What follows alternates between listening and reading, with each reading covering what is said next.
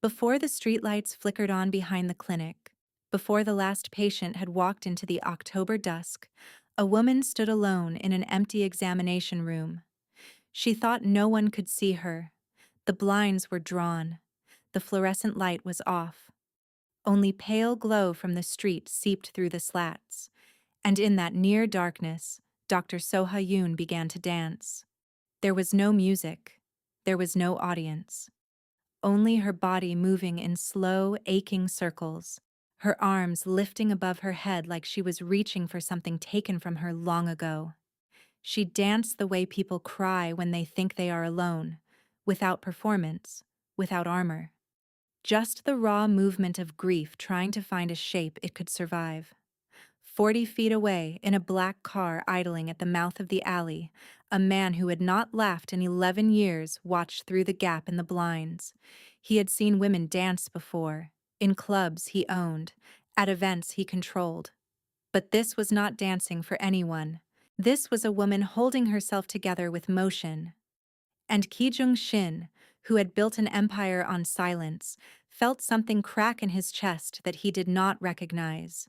The Mapo district of Seoul had once been known for its artists. Painters, poets, and musicians had filled its narrow streets in decades past, gathering in basement cafes and rooftop studios where the rent was cheap and the city felt almost gentle. But that was before the developers came. Before the old buildings were gutted and rebuilt into glass towers that reflected nothing but themselves. Now the neighborhood existed in a strange twilight between what it had been and what it was becoming. The clinic sat on Donggyo Row, a side street that still held a few of the older structures. 3 stories of weathered concrete, windows that had not been replaced since 1989. A rusted fire escape that groaned when the wind blew from the river. The sign above the entrance read, Yoon Family Medical Clinic, though the letters had faded unevenly, leaving the word family barely visible. Inside, the waiting room smelled of antiseptic and something older. The chairs were vinyl, cracked at the seams. The magazines on the side table were months out of date. A small plastic plant sat in the corner, coated in a fine layer of dust that no one had wiped in weeks. It was the kind of place people came when they had nowhere else to go. When the bigger hospitals turned them away. When their insurance had lapsed, or never existed. Soha Yoon was 34 years old. She had black hair that she wore pulled back in a low knot. The kind of style that takes 10 seconds and signals that its owner has no time for vanity. Her eyes were dark brown, almost black in certain light, and they carried a quality that made patients trust her immediately. Not warmth, exactly. Something deeper. The look of someone who had seen enough suffering that she no longer flinched at it. She had been running the clinic for 3 years, ever since her father's hands had begun to shake too badly to hold a scalpel. Dr. Yoon Jun-hee had opened the clinic in 1992, the year Soha was born. He had spent 3 decades serving the people the rest of the medical system ignored. The undocumented workers, the elderly who had outlived their savings, the night shift laborers whose injuries never quite healed because they could not afford to stop working long enough to let them. When his tremors started, he told Soha he would retire, but retirement required money, and the clinic had never made money. It had only ever broken even, and some months not even that. So Soha had taken over, and her father had stayed on, greeting patients at the front desk, organizing files, pretending he was still useful in a way that broke Soha's heart every single morning. She woke at 5:15. She arrived at the clinic by 6:30. She saw her first patient at 7. She saw her last patient at 8:30, sometimes 9. She charted until 10 or 11, sitting alone at her desk with her shoes off and her feet tucked beneath her chair, writing notes in handwriting that had grown tighter and smaller over the years, as if her exhaustion had compressed even the shape of her letters. She ate lunch standing up, when she ate lunch at all. A triangle kimbap from the convenience store across the street. Sometimes just coffee and the handful of almonds she kept in the top drawer of her desk. She had lost 12 pounds in the last year without trying. Her clothes hung differently now. Her collarbone had become visible. There was a man. There had been a man. Dongwook. They had been engaged for 2 years. He was a pharmaceutical sales representative, handsome and optimistic in the way of people who have never had to doubt their own futures. He had proposed on a trip to Jeju Island, on a cliff overlooking the sea, with a ring that cost more than Soha made in 3 months. She had said yes. She had meant it. But meaning something and being able to live it are different things. Dongwook had wanted a wife who came home at 6, a wife who had weekends free, a wife who could attend his company dinners and laugh at his colleagues' jokes. He did not want a woman who fell asleep in her clothes, who canceled dates because a patient was coding, who smelled of iodine and grief more often than perfume. He left 11 months ago. No dramatic fight. No slammed doors. Just a conversation at the kitchen table where he explained, calmly and rationally, that he could not build a life with someone who had already given her life to something else. She did not argue. She did not cry. She nodded and helped him pack his things and watched his car pull away from the curb. Then she went back to the clinic because there was a teenager in room 2 who needed stitches, and her father could not do stitches anymore. That was who Soha Yoon had become. A woman who could watch her future drive away and return to work because the present would not wait. But the clinic was failing. The rent had increased twice in 18 months. The medical suppliers had begun demanding payment up front instead of the 30-day terms her father had relied on for decades. 3 weeks ago, a man came to the clinic after hours. He was not a patient. He wore a dark suit and a silk tie. He explained, in the polite language of threat, that the building's new owners were interested in redevelopment, that the clinic's lease would not be renewed, that Dr. Yoon had 6 months to vacate, or the consequences would extend beyond paperwork. 6 months. Soha had not told her father. She had not told anyone. She kept working, kept seeing patients, and kept dancing alone in the dark when the day was finally over. Because dancing was the only thing left that did not require her to pretend she was fine. And somewhere in the city, a man in a black car had seen exactly what she was hiding. The night that broke something in Soha happened 17 days before the man in the black car saw her dance. It was a Tuesday. The clinic had been open for 14 hours. Her father had gone home at 7 because his hands were shaking worse than usual, and he had dropped a bottle of saline in front of a patient. The embarrassment on his face had been worse than the mess on the floor. Soha had cleaned it up without comment, kissed his cheek, and told him to rest. By 9:30, she was alone. The last patient had been a construction worker named Pil-Soo, who had sliced his palm on a piece of rebar. She had stitched him up, given him antibiotics he could not afford, and told him to come back in a week. He had bowed deeply, the way men of his generation still did, and pressed a crumpled envelope into her hand before she could refuse. Inside was 40,000 won, less than $30, probably half of what he had. She sat at her desk after he left, holding the envelope, and felt something shift in her chest. The clinic owed 400 million won. The rent was increasing. The suppliers were threatening to cut off credit. The man in the silk tie had made his visit 2 days earlier, and his words still echoed in her skull like a bell that would not stop ringing. 6 months. Consequences beyond paperwork. And here was a man who had just given her half of everything he had because she had sewn his hand back together. Soha did not cry.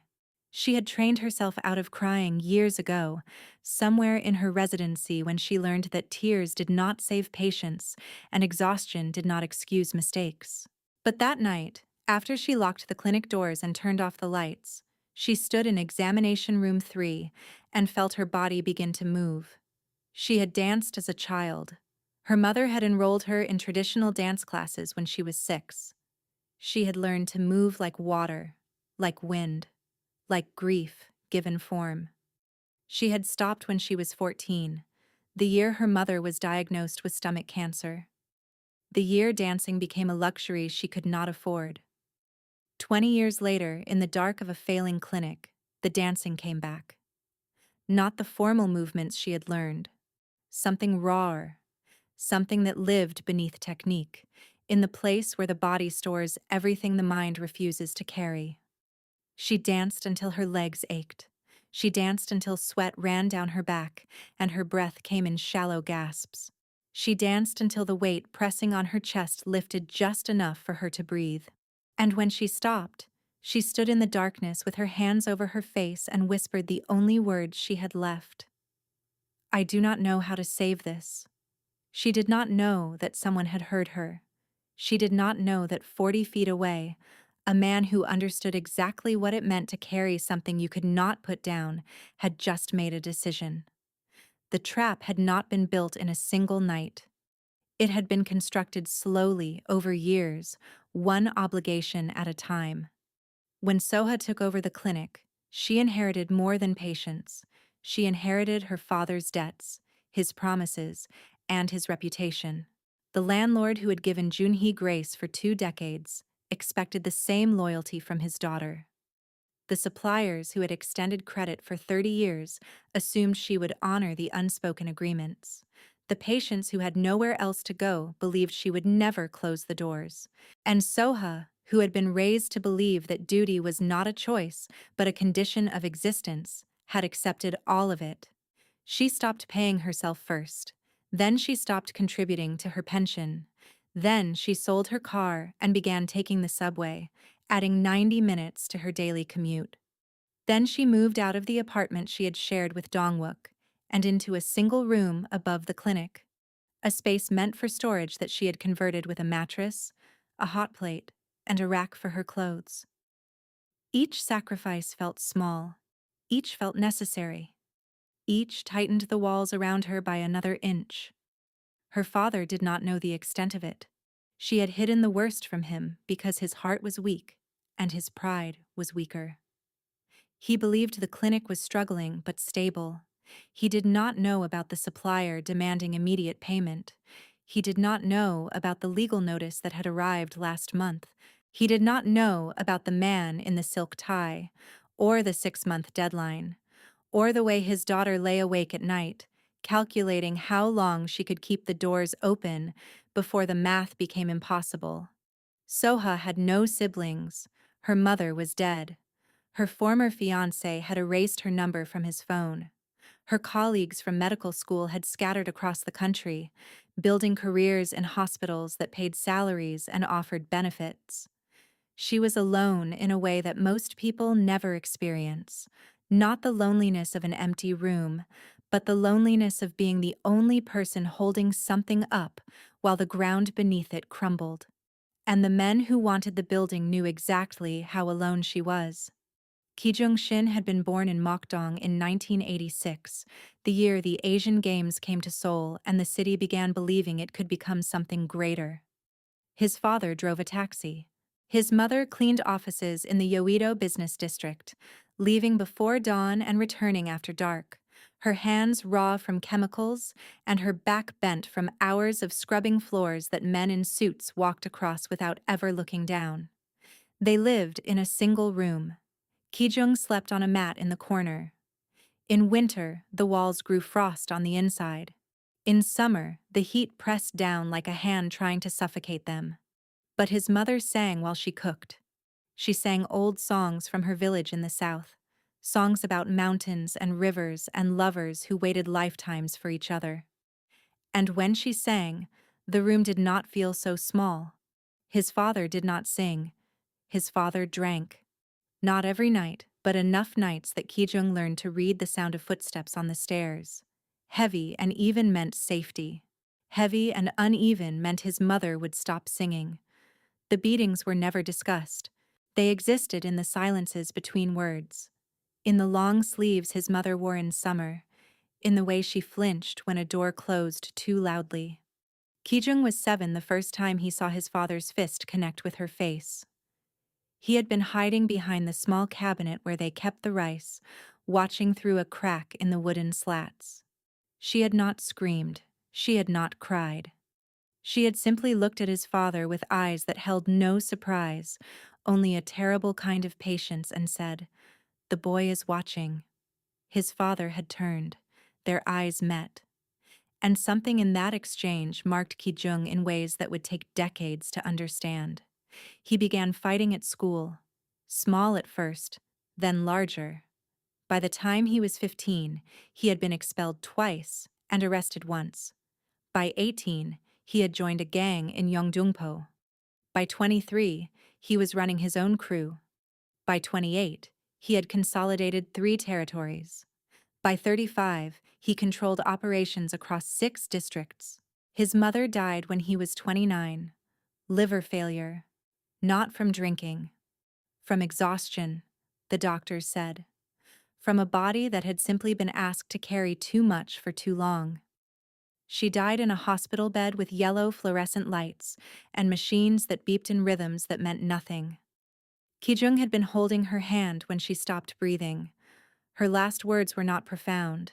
They were not a blessing or a curse or a piece of wisdom he could carry forward.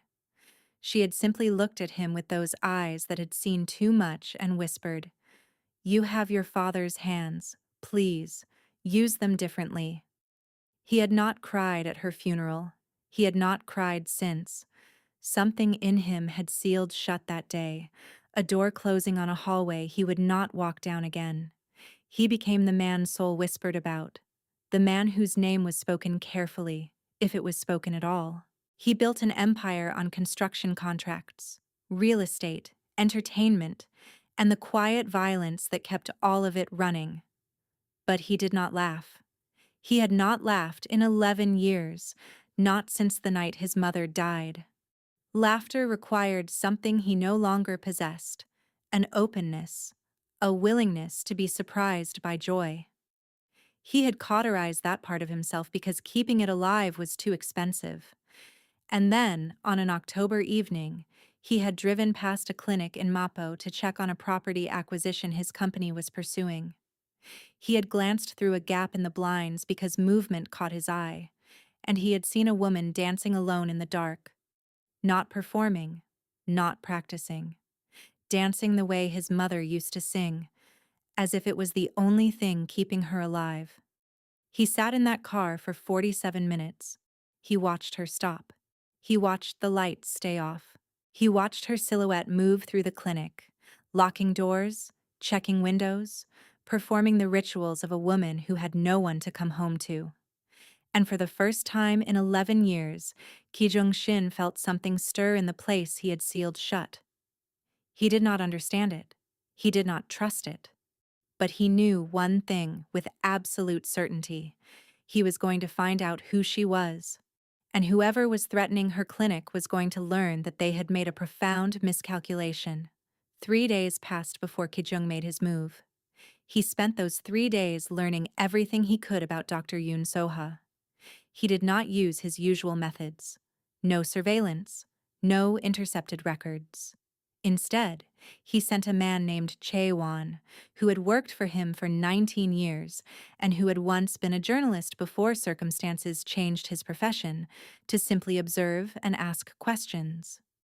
Chae-won reported back with a file that read like a slow tragedy: the clinic's financials, the mounting debts, the landlord pressures, the father's declining health, the broken engagement. The room above the clinic where she slept alone on a mattress meant for storage. But it was the last detail that stayed with Ki-jung longest.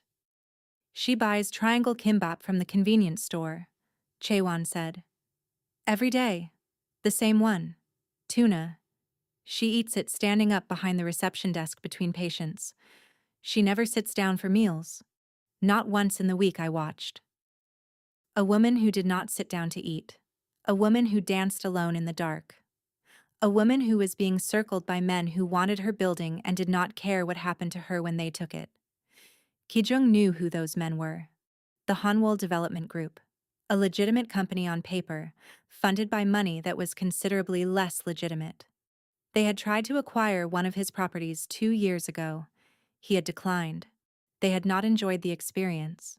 Now they were pressuring a clinic run by a woman who weighed perhaps 50 kilograms and slept in a storage room. On the fourth day, Kijung walked into the Yoon Family Medical Clinic at 6:45 in the morning, 15 minutes before it officially opened. The door was unlocked.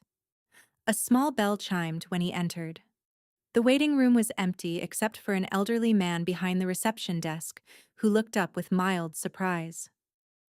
"We open at 7," the man said. His voice was gentle but tired. His hands, resting on the desk, trembled slightly.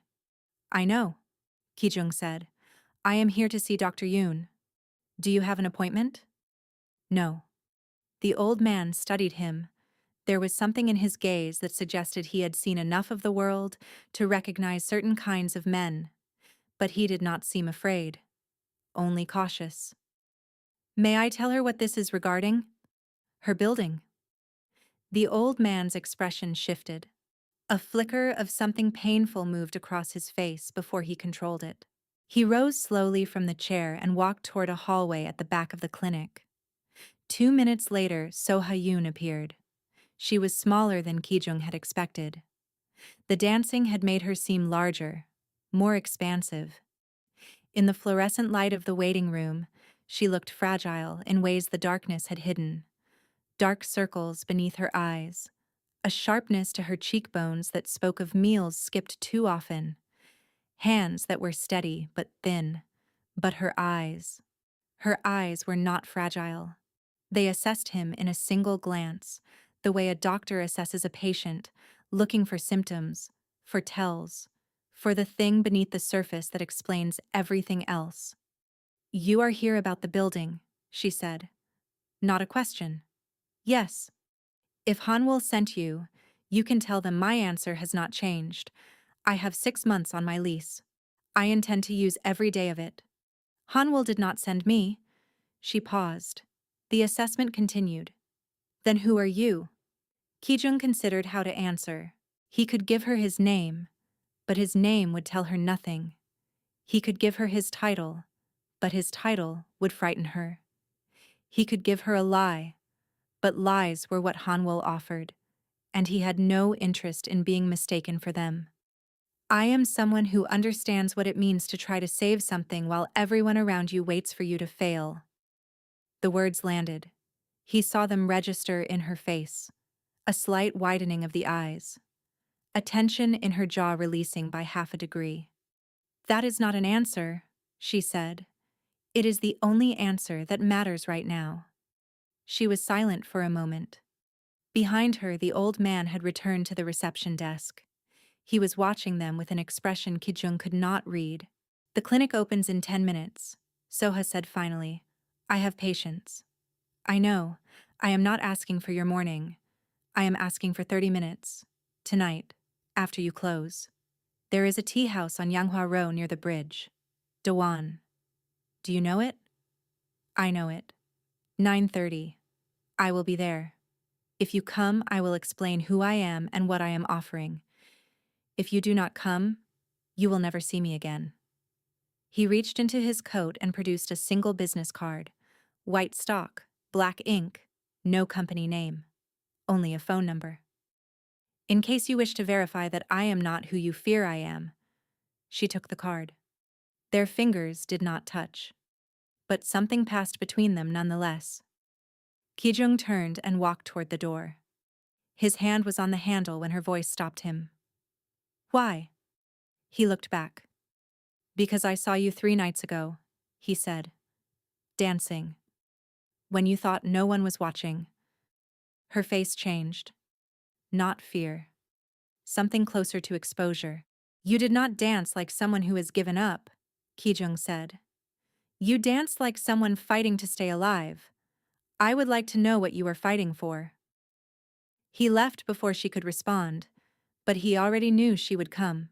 Dawan Tea House sat at the end of a narrow alley off Yanghua Road, hidden from the main street by a wooden gate that looked like it had been there since before the war. Inside, the space was small and warm, lit by paper lanterns and the soft glow of an iron kettle simmering over charcoal. The walls were lined with ceramic jars containing teas Kijung could not name. The air smelled of roasted barley and something floral beneath it.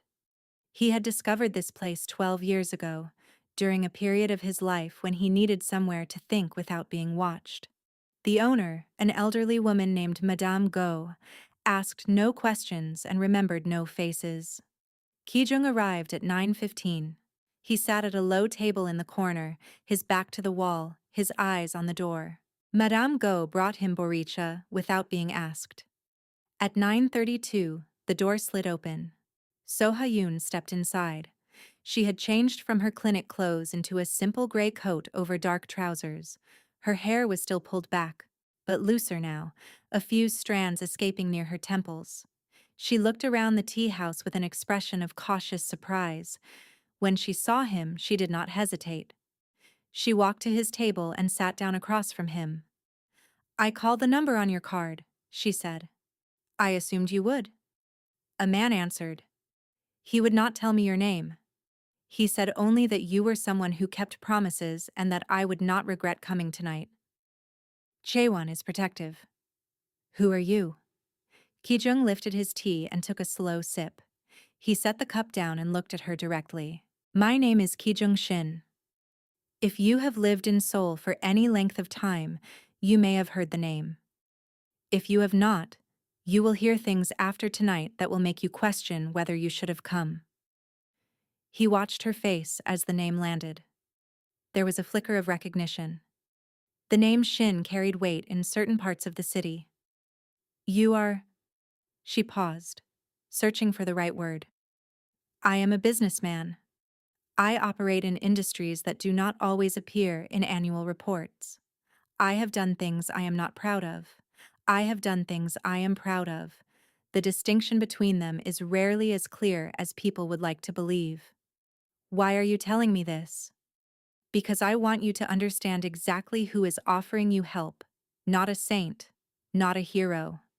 A man who has built power through means you would likely find unacceptable.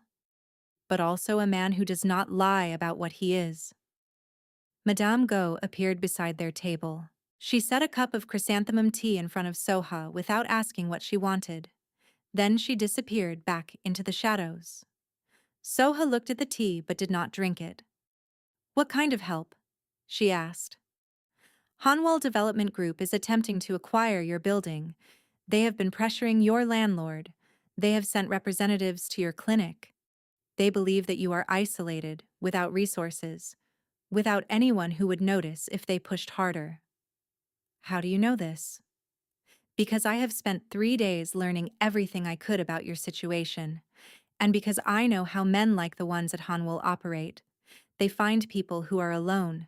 They apply pressure slowly. They make the target feel that surrender is inevitable." Soha's hands tightened around her teacup.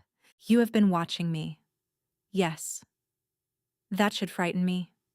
"It should. But you came anyway. Which tells me that you are more frightened of losing your clinic than you are of a stranger who saw you dancing in the dark." She flinched. The vulnerability of being witnessed. "Why were you there that night?" she asked. "Hanwol has been acquiring properties in Mapo for their development project. I have certain interests that conflict with theirs. I was driving past your clinic to assess the situation. I stopped because I saw movement through the blinds. I stayed because..." He paused. "My mother used to sing," he said quietly. "When I was a child. We lived in a single room in Mokdong. My father drank. He was not kind when he drank. But my mother would sing, and when she sang, the room felt larger. Safer. She sang the way you dance. Like it was the only thing keeping her alive." Soha's expression shifted. Recognition. The understanding that passes between people who have carried similar weight. "She died when I was 29, Kijung continued. "I had money by then, power. I could have given her anything, but I could not give her back the years she spent surviving. I could not undo what my father did to her." He looked at his tea. "I watched you dance, and I saw my mother singing in that tiny room. I saw someone using everything she had left just to keep standing. And I decided that whatever was threatening you, I would not look away. The silence that followed was long. The lanterns flickered. Outside, a bus rumbled past on Yanghua Road. Finally, Soha spoke. "Is if I accept your help, what do you want in return?" "Nothing. No one offers nothing." "Then let me say it differently. What I want is to know that when I drive past your clinic in a year, the lights will still be on. What I want is to know that the men who threatened you learned that they chose the wrong target. It is not transactional. It is personal. It is about who I was before I became what I am." Soha lifted her tea for the first time. "I do not trust you," she said. "You should not. Trust is earned. I am asking only for the chance to earn it. And if I refuse, then I will leave this tea house and you will never hear from me again. The choice is entirely yours. I do not help people who do not wish to be helped. That is not help. That is control wearing a different mask." She drank. She set the cup down. She looked at him with those dark eyes that had seen more suffering than any one person should carry. "Tell me what you are proposing." They talked for 3 hours. Kijung ordered more tea. Madame Go brought small dishes of dried persimmons and roasted chestnuts without being asked. The tea house remained empty around them, as if the city itself understood that this conversation required privacy. Soha told him everything. She told him about her father's tremors, about the morning 6 months ago when he had tried to perform a simple blood draw, and his hand had shaken so violently that the needle missed the vein entirely. She told him about the look on his face, the shame that had aged him 10 years in a single moment. She told him about the debts, the 400 million won, the suppliers threatening to cut off credit, the medical equipment that was failing piece by piece. She told him about Dongwook. Not bitterly, not with anger, but with the flat exhaustion of someone who had processed the loss and found nothing left to feel about it. He had wanted a life she could not give him. She could not fault him for wanting something normal. She told him about the man in the silk tie, his visit 3 weeks ago, the way he had sat in her waiting room and smiled while explaining that the building's new owners had plans that did not include a failing clinic. The way he had said, "consequences beyond paperwork," with the casual ease of a man who had delivered such messages many times before. And she told him about the dancing. "I stopped when I was 14, she said. "My mother was diagnosed with cancer that year. There was no time for dancing after that. I took care of her for 3 years. I watched her disappear in pieces. First her appetite, then her hair, then her voice, then her. By the time she died, I had forgotten what it felt like to move without purpose." She wrapped her hands around her teacup, though the tea had long gone cold. "The night you saw me, I had just finished with a patient, a construction worker. He cut his hand. I stitched it. He gave me an envelope with 40,000 won inside. It was everything he had. And I realized that I was going to lose the clinic. All of it. My father's life work. Everything those patients depended on." Her voice did not crack, but something beneath it trembled. "So I turned off the lights. And I danced. Not because I wanted to. Because my body needed to do something that was not about saving anyone. Something that was only for me." She looked at him directly. "You saw that. You saw the part of me I have not shown anyone in 20 years. And I do not know how to feel about that." Kijung was silent for a long moment. "When my mother died," he said slowly, "I was holding her hand. She looked at me and said, 'You have your father's hands. Please use them differently.' Those were her last words. She looked at my hands and saw his hands, the hands that had hurt her, and her final breath was spent asking me not to become him." He turned his palms upward on the table, large hands, scarred in places. "I have spent 11 years trying to understand what she meant. I have not always succeeded. I have built things that my mother would not have been proud of, but I have also protected people when I could.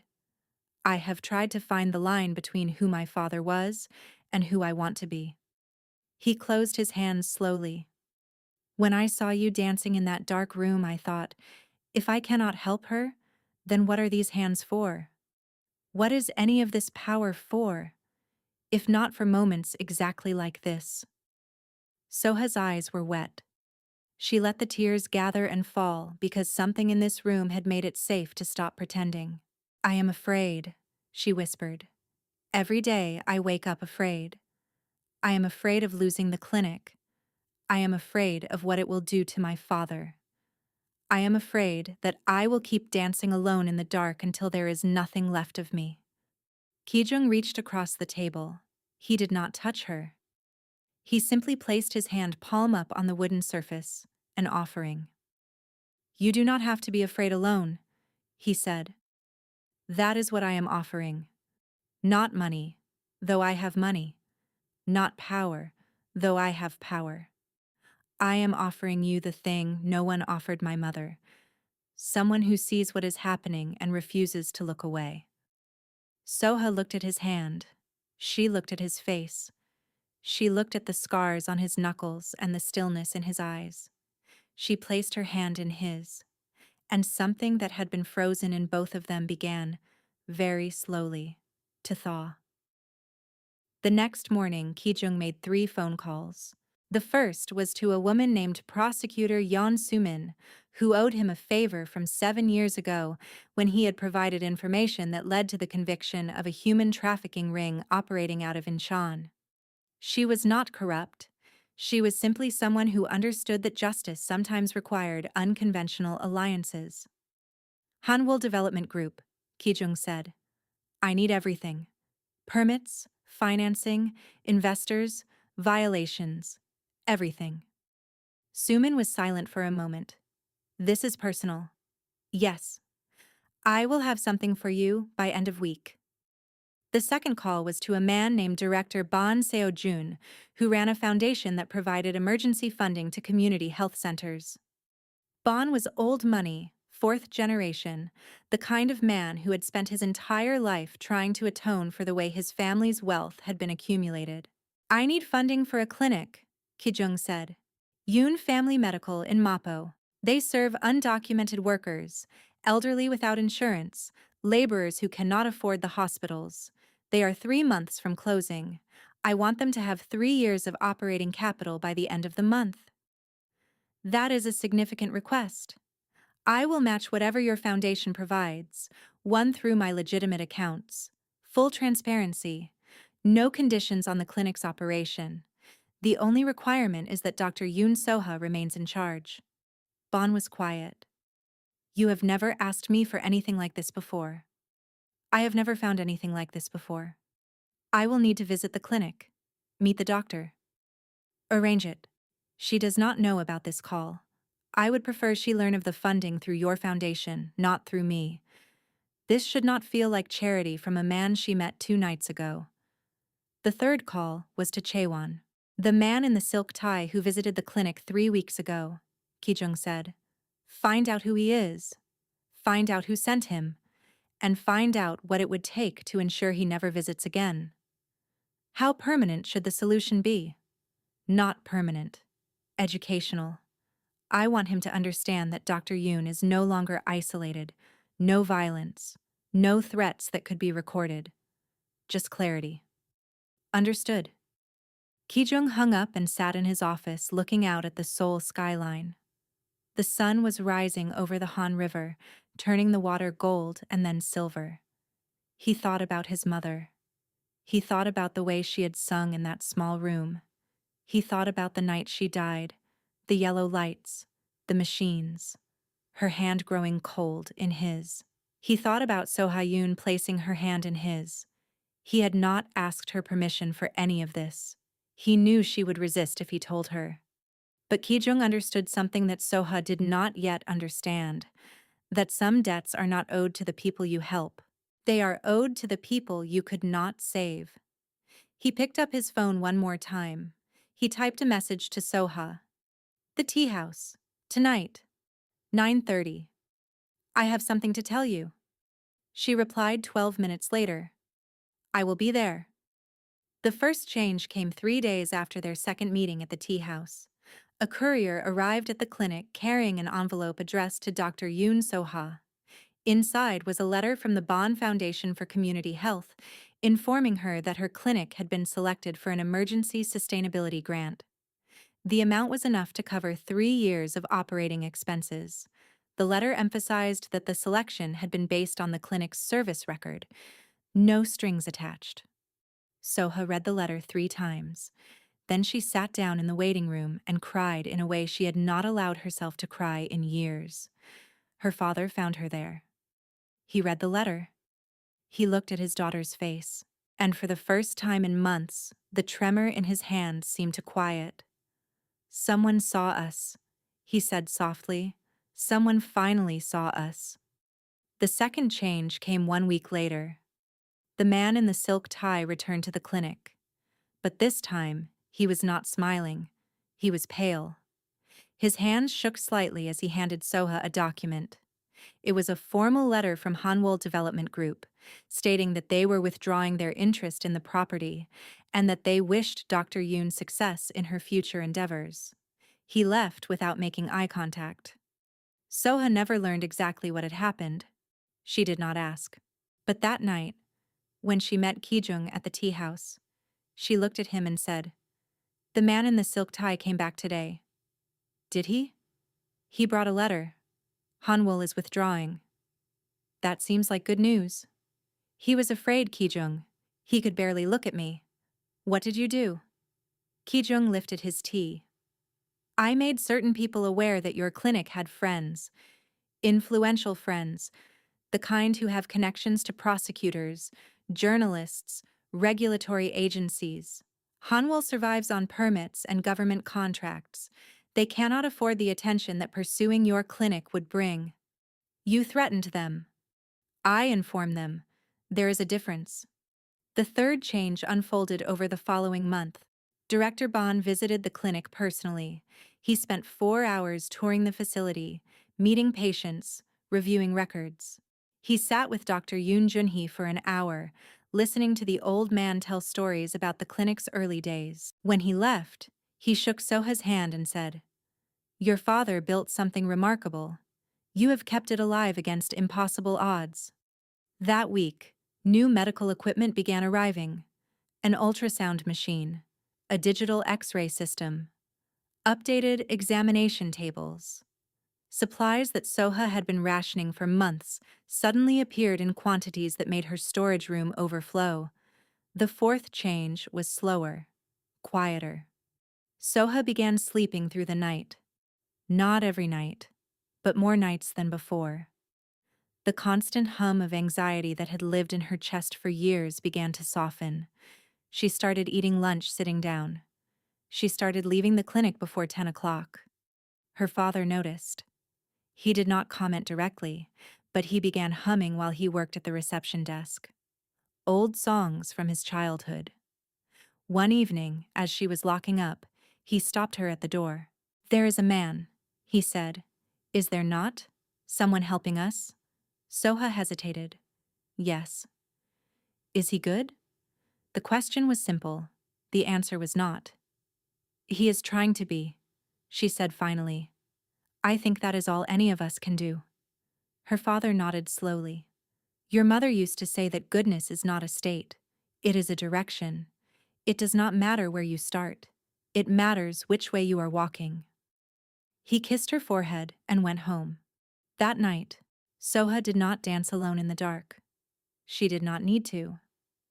The fifth change came 2 months after the letter from the Bond Foundation.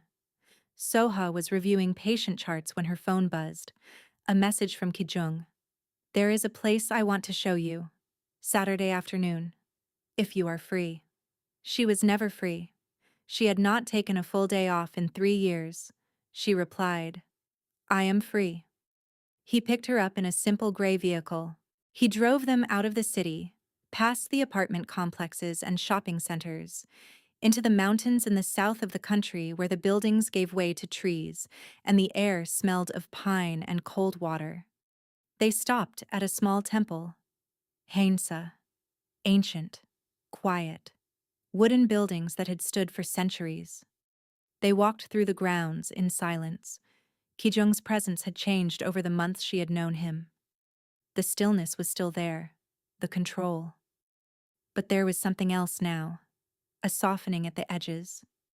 They stopped at a pavilion overlooking a valley.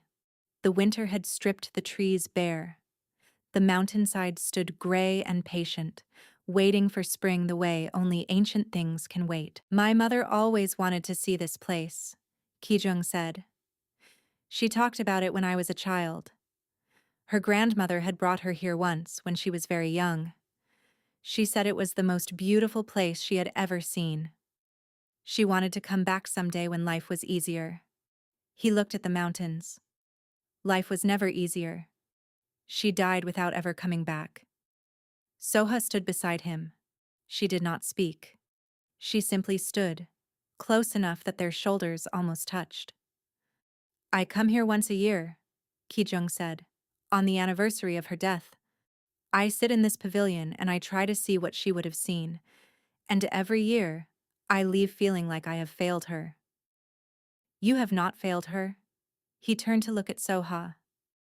"I built an empire with hands that she asked me to use differently.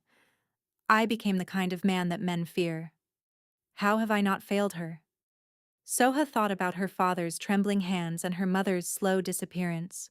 "You saved me," she said quietly.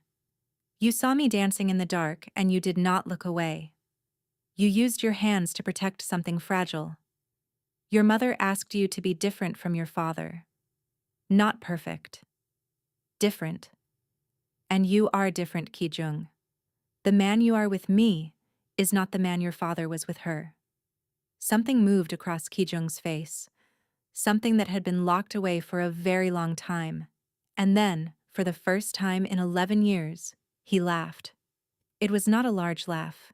It was not joyful or free. It was small, broken, a sound escaping from a place that had forgotten how to make it. But it was a laugh. And Soha understood in that moment that something had healed. Not completely, not forever, but enough. 6 months later, on an April evening when the cherry blossoms had turned the streets of Mapo into tunnels of pale pink light, Soha Yoon stood in examination room 3 with the blinds open and the lights on. She was not alone. The clinic had changed. Fresh paint on the walls. New equipment in every room. A waiting area that no longer smelled of exhaustion. A staff that had grown from 1 doctor and 1 elderly receptionist to 3 doctors, 2 nurses, and an administrator. Her father still came every morning. His hands still trembled, but he no longer worked at the reception desk. He sat in a comfortable chair by the window, telling stories to the children who came in with their mothers, teaching them the names of bones. He was happy. For the first time in years, he was happy. The clinic's spring renewal celebration had ended an hour ago. Community members, patients, foundation representatives. They had filled the waiting room with laughter and food. They had toasted Dr. Yoon Junhee, who had started everything. They had toasted Dr. Yoon Soha, who had kept it alive. And now, in the quiet aftermath, Soha stood in the examination room and remembered. She remembered the night she had danced alone in the dark, believing no one could see her. She remembered the weight of carrying something too heavy to hold and too precious to put down. She remembered what it felt like to be utterly alone. The door opened behind her. Kijung stepped inside. He was wearing a dark coat, simpler than the one he had worn the first time she saw him. His hair was graying slightly at the temples now. They had not defined what they were to each other. There had been no grand declarations, only a gradual weaving together. Dinners at the tea house, walks through the city in the early morning hours, a presence, steady and unwavering, that had become essential. "Everyone has left," he said. "I know. I wanted a moment." He walked to stand beside her. They looked out the window together at the street below where cherry blossom petals drifted through the air. "Do you remember what you said to me?" Soha asked. "The first night at the tea house. You said you saw me dancing and it reminded you of your mother singing." "I remember. I stopped dancing after that night. For months. I could not do it anymore. It felt exposed." Kijung was quiet. "But then something changed," Soha continued. "The clinic stabilized. My father stopped looking so afraid. I started sleeping again. And one night, maybe 3 months ago, I was alone in this room. A child had come in with a broken arm, and her mother had cried because she was so relieved that someone would help them. And I felt something I had not felt in years." She turned to face him. "Joy. I felt joy. And before I knew what I was doing, I was dancing. Not the desperate dancing of someone trying to survive. Just movement. Expression." She held out her hand. "Dance with me." Kijung looked at her hand. He looked at her face. "I do not dance," he said. "Neither did I. Until I did." He took her hand. There was no music. There was only the soft hum of the fluorescent lights and the distant sound of traffic. They danced slowly, awkwardly at first. His body was not made for grace. It was made for stillness and control.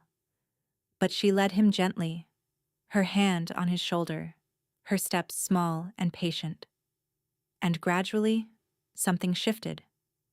The tension in his shoulders released. The rigid control softened. He moved with her, not beautifully, not skillfully, but willingly. Like a man who had spent most of his life guarding himself and had finally found someone worth letting in. When they stopped, they stood facing each other in the middle of the room. "My mother would have liked you," Kijung said quietly. "She would have said you had her kind of strength, the kind that bends, but does not break." "And what would she have said about you?" He considered the question. "She would have said I was walking in the right direction." Soha reached up and touched his face, the scar along his jaw, the lines around his eyes. "You are," she said. "You are." Outside the window, the last of the evening light was fading. The cherry blossoms glowed pink and white against the darkening sky. Somewhere in the city, people were hurrying home, lost in their own struggles, their own fears, and their own desperate dances in rooms where they believed no one could see them. But in this small clinic in Mapo, two people who had been alone for too long stood together. And finally, Ki Jung-shin understood what his mother had been trying to tell him. Not that his hands were weapons to be feared, but that they were instruments waiting to learn a gentler song.